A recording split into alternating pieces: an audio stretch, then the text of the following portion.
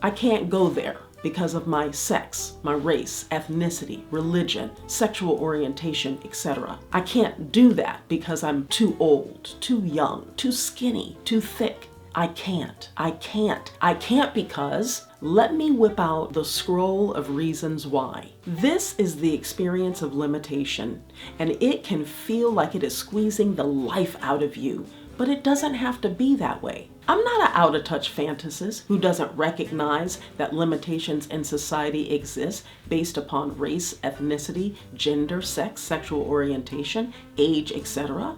But limitation is like a weed.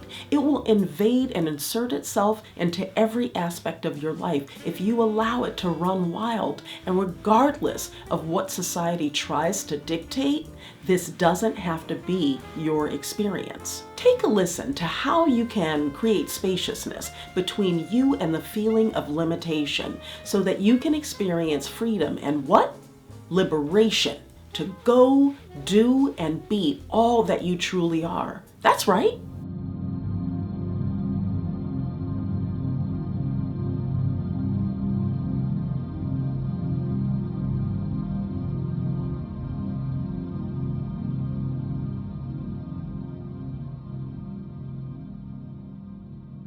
Greetings, my name is Dawn from Project Liberate, where I'm concerned with all things that have to do with personal and spiritual liberation. Please look at my previous videos and build your life fitness if you too want liberation.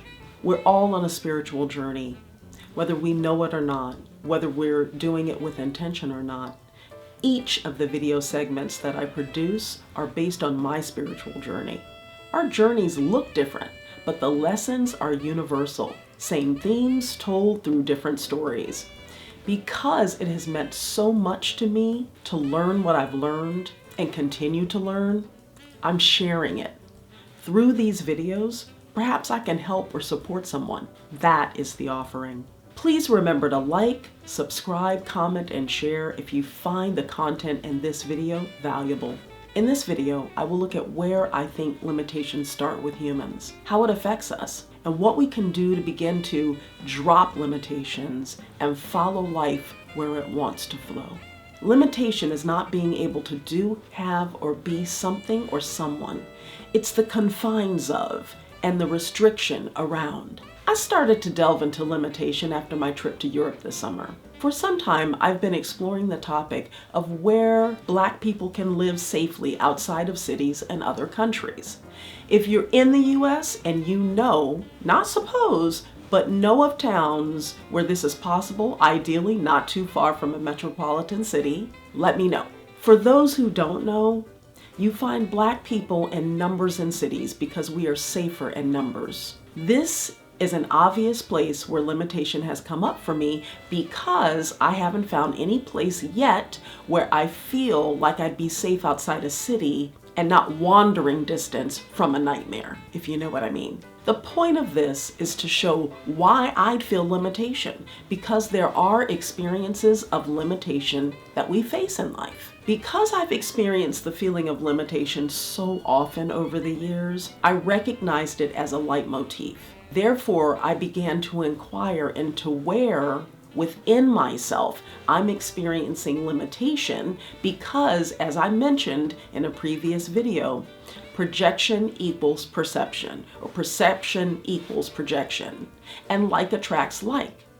I think it within, I project it out into the world, and then I attract more of the same, and repeat. In society, we have all, meaning humans collectively, contributed to whatever degree to many of the limitations that we bump up against. The question is, where does it come from? Why have we created limitations? It has been said by many wise people that when humans are born, we experience separation from the whole, as consciousness or God as we take on form. As we grow older, we identify more and more with the body, and so the separation grows. In comparison to spirit, consciousness or God, if you will, the body itself is more limited as it is finite in form. This is possibly our first experience of limitation. We then project that limitation into the world where we don't find it, and we create more and more limitations until we have what we have today. Here, of course, I'm focusing on mind-made limitations. The experience of limitation affects our quality of life. For instance, limitation can clip our creative wings. We don't problem solve. We can give up because we hit that wall, and many of us accept it as a no. I realize that I have just been feeling buried by limitation. I started accepting them as no's. And when did that happen? When I was younger. I was fearless and, yes, quite naive, but I didn't feel the weight of decades of limitations bitch slapping me at every turn. This has affected me, and this is how a conscious life goes. If you want to grow and evolve, then you're going to look at all your convoluted, murky places and do the work to be what? That's right, liberated. Resilience within limitation has probably solved most of life's conundrums. Here's an example. A person has asked, how do I get across the water to? There will have been many brainstorming sessions, planning meetings, tries, attempts, etc., until someone finds a way to get across, and then the how gets improved upon.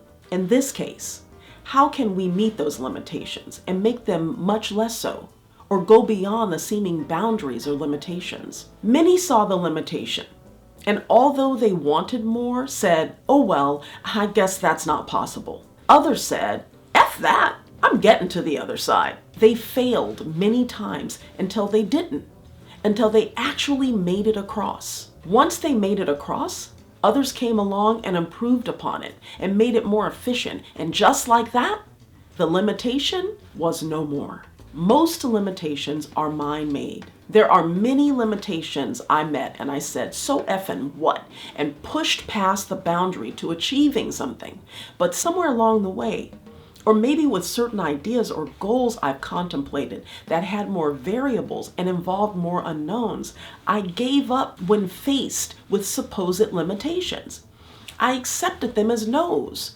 The weeds of limitations have been taking over, squashing my dreams left and right, leaving me feeling confined to limited options. The weed whacker of truth and consciousness is out of the box and going to work on this construct. Limitations are merely challenges, and challenges are meant to push you and then give under your creativity and hunger to win. Limiting beliefs, like I'm not good enough or smart enough, is what gives limitations teeth. As a life coach, that's what I'm supporting others to tackle and tackling in myself. If you long for more, if life is wanting to move through you in a massive way, but you feel the wall of limitations between you and what you desire, dissolving your limiting beliefs will help empower you to kick the shit out of limitations using your creative, critical problem-solving skills, which you have from years of navigating through this world. If you're experiencing limitations in the world,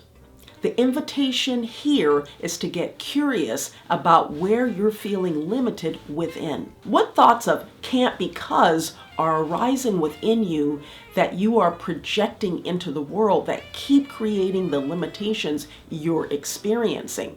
Here's the great news. Becoming aware of what limiting thoughts you're having in itself is the beginning of changing your experience of limitation. Once you're aware of the limiting thoughts within you that are creating your limited experiences in life, such slight tweaks to where you're placing your attention can shift the thing. In other words, see those thoughts for what they are, just thoughts, not reality. Thoughts come and go. They don't have legs. Shift your focus away from the story of I can't because and go straight to the brainstorming, planning sessions, tries, try again, until you succeed. A limitation is not a no. A limitation is a problem to solve, and you've got what it takes to face the challenge and win. How can this make a difference in the world? What if we teach children that obstacles are merely challenges, not no's, that limitations are mind-made and meant to be challenged, to rely on their inner wisdom, their critical thinking and problem-solving skills to resolve and dissolve seeming limitations? to look within to understand what they're seeing out in the world, to be curious about the thoughts that pass through them, but not grasp them as if they're true without using discernment and inquiry to explore what is true. When we do our work, it impacts, it has the power to heal 7 generations forward and backwards. Doing our work matters. The lives of generations that follow us don't have to have the same experiences. Be the change. Project Liberate. Remember, you are the light of the world. That's why you're here. It's your only function. I am the light of the world. That's why I'm here. It's my only function. May you be well. May you be happy. This has been a 721 Yellow Banana production. You better believe it. Please remember to like, comment, subscribe, and share if you found the content in this video valuable. Really appreciate it. Let's get the word out.